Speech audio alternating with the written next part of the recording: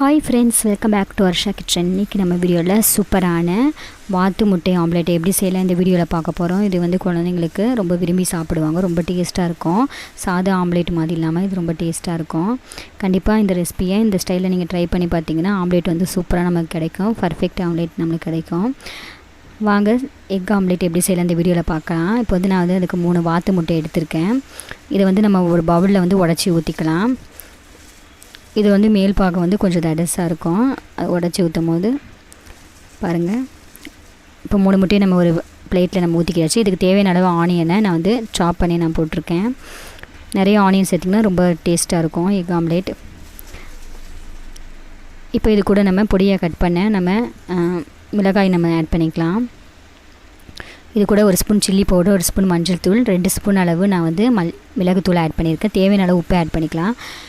இதில் கூட கொத்தமல்லி, புதினா ஆட் பண்ணியிருக்கேன். புதினா வந்து ரொம்ப ஆட் பண்ணிங்கன்னா ரொம்ப வந்து முட்டை ரொம்ப டேஸ்ட்டாக இருக்கும். நம்மளுக்கு வந்து முட்டை மாதிரி சாண்ட்விச் மாதிரி சூப்பராக நல்லாயிருக்கும். இப்போ இது எல்லாத்தையும் ஒன்றா நல்லா மிக்ஸ் பண்ணிக்கலாம். நல்லா அடித்து எடுத்துக்கலாம். இப்போ இந்த மாதிரி நல்லா அடித்து எடுத்துக்கலாம்.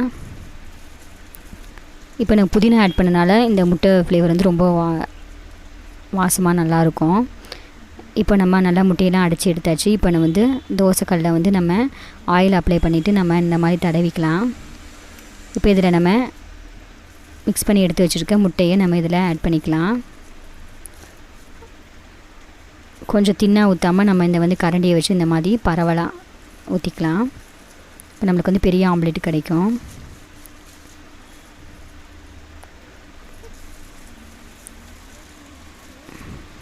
இப்போ இது ஓரங்களில் நம்ம ஆயில் அப்ளை பண்ணிக்கலாம்.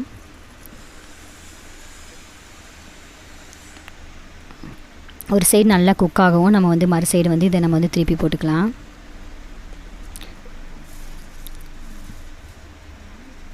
இப்போ 2 சைடு நல்லா குக் ஆகிடுச்சு. சூப்பரான நம்ம வாத்து முட்டை ஆம்லேட் ரெடி ஆயிடுச்சு. நீங்கள் வந்து சாதா முட்டையிலே இந்த மாதிரி நீங்கள் கோழி முட்டையிலே இந்த மாதிரி நீங்கள் ட்ரை பண்ணி பார்க்கலாம். சூப்பராக இருக்கும்.